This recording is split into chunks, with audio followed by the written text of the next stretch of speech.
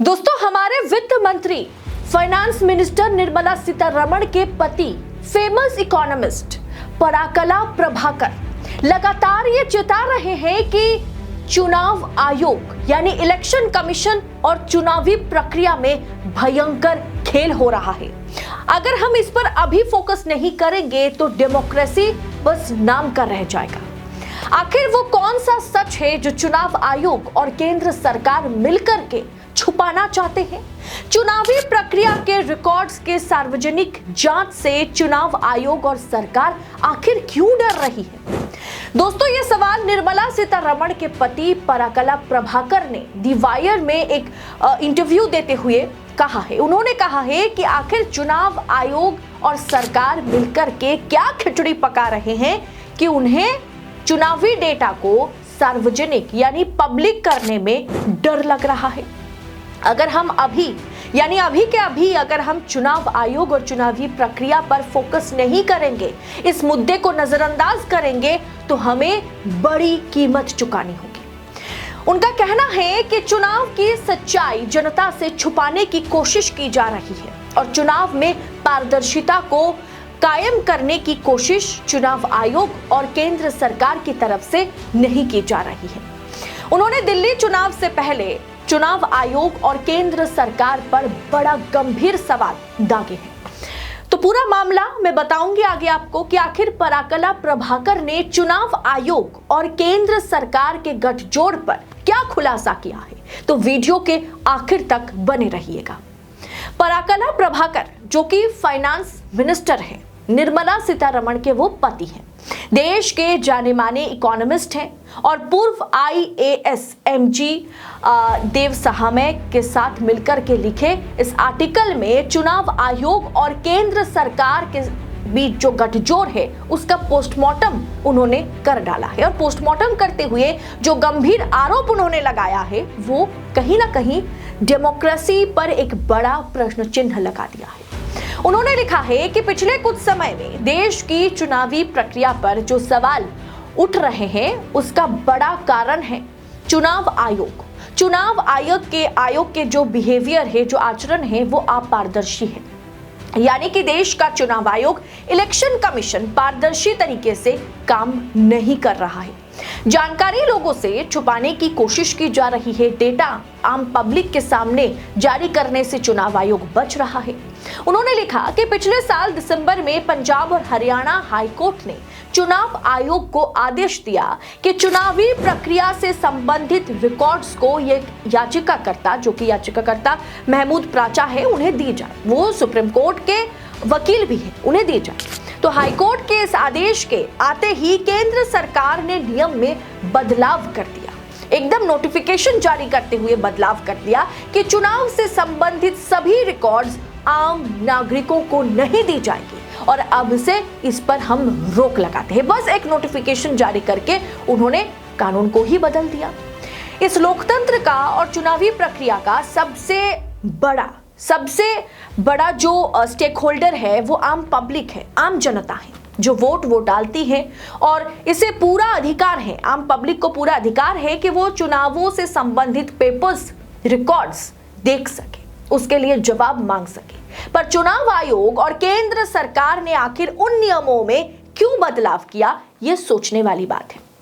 जब उनके पास छिपाने के लिए कुछ नहीं है, अगर जैसे राजीव कुमार कहते हैं कि चुनाव आयोग पारदर्शिता के साथ काम करता है, तो एक नोटिफिकेशन जारी करके जो भी चुनावी डेटा है, रिपोर्ट्स है, उसे सार्वजनिक करने पर रोक क्यों सरकार ने लगा दिया, चुनाव आयोग ने लगा दिया?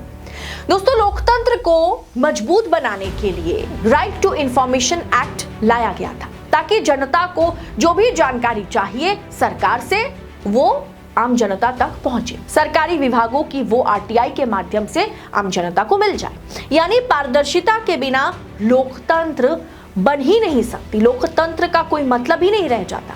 पर चुनाव आयोग और बीजेपी मिलकर के इस चुनावी पारदर्शिता को पूरी तरीके से आखिरी पायदान पर लाया था और अब तो खत्म ही कर दिया, जिस पर पराकला प्रभाकर, जो कि हमारे सिटिंग फाइनेंस मिनिस्टर के पति हैं, पराकला प्रभाकर ने लिखा है कि अगर सब कुछ ठीक है तो आम जनता से सच्चाई छुपाने की कोशिश क्यों की जा रही है।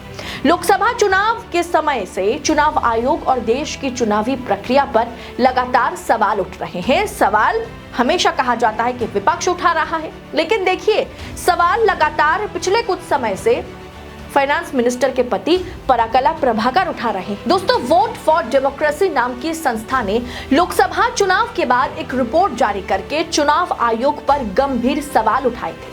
कहा था कि शुरुआती मतदान के आंकड़े जारी करने में देरी और फाइनल मतदान के आंकड़ों में जो अप्रत्याशित यानी अनएक्सपेक्टेड बढ़ोतरी हो रही है, चुनाव आयोग इस पर चुप है, जो कि अनुचित है, जो उचित नहीं है।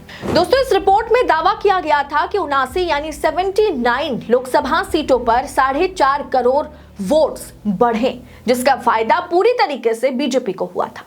और पराकला प्रभाकर ने यह भी कहा था महाराष्ट्र चुनाव को लेकर के या तमाम चुनावों में हमने देखा कि जहां वोटों की हेराफेरी होती है या वोटों की हेराफेरी की खबरें आती है, वहां पर भारतीय जनता पार्टी चुनाव जीतती है। लेकिन भारतीय जनता पार्टी जो चुनाव जीतती है वो बहुत बड़ी मार्जिन से चुनाव नहीं जीत पाती है।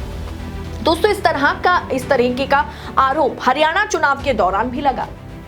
इसी संस्था ने वोट फॉर डेमोक्रेसी ने एक और रिपोर्ट जारी करते हुए चुनाव आयोग पर और गंभीर सवाल उठाए। कहा कि 5 अक्टूबर और 7 अक्टूबर के बीच वोटों में लगभग 6.71% की बढ़ोतरी हुई, जिससे चुनाव खत्म होने के बाद कम से कम 13 लाख वोट हरियाणा चुनाव में बढ़ गए। इन्होंने कहा कि इतने ज्यादा वोट्स का बढ़ना बिल्कुल अप्रत्याशित है, अनएक्सपेक्टेड है और ये कहीं ना कहीं घपलेबाजी और संदेह पैदा करता है कि चुनाव में हेराफेरी की गई। राजनीतिक दलों को फायदा पहुंचाने के लिए चुनाव आयोग ऐसा कर रहा है। इसी प्रकार से महाराष्ट्र चुनाव के बाद भी मतदान के आंकड़ों में 76 लाख वोटों की वृद्धि देखी गई और बीजेपी का भाजपा अलायंस ये चुनाव जीत भी गया। पराकला प्रभाकर ने झारखंड चुनाव के बाद यह भी कहा था कि चुनाव के बाद मतदान के आंकड़े जहां ज्यादा बढ़ रहे हैं वहां बीजेपी की जीत हो रही है और जहां आंकड़े कम बढ़ रहे हैं वहां पर बीजेपी की हार हो रही है।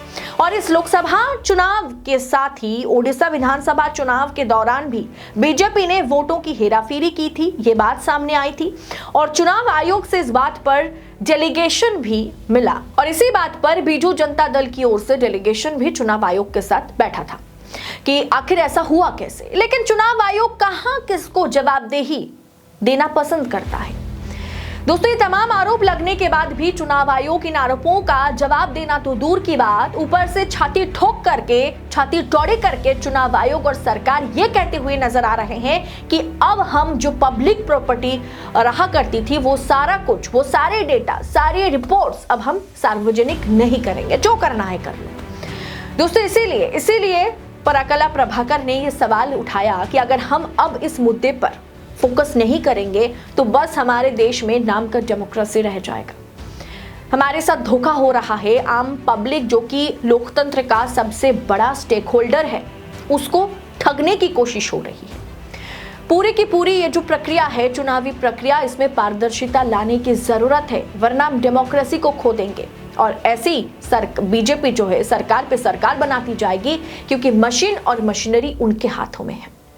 अब दोस्तों, पर्दे के पीछे रहकर पहले काम होता था, अब तो खुल करके चुनाव आयोग और भारतीय जनता पार्टी या आला कमान की जो गठजोड़ है वो सबके सामने है। लेकिन इस पर सवाल किया जाए तो उस सवाल को दबा दिया जाता है।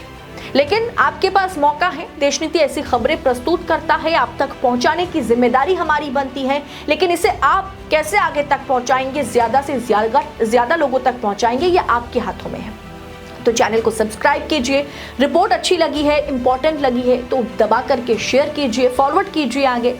और ऐसी तमाम खबरों को इसी तरह पाने के लिए चैनल के साथ, देशनीति के साथ बने रहें। बहुत बहुत शुक्रिया आप सभी का। जय हिंद, जय भारत।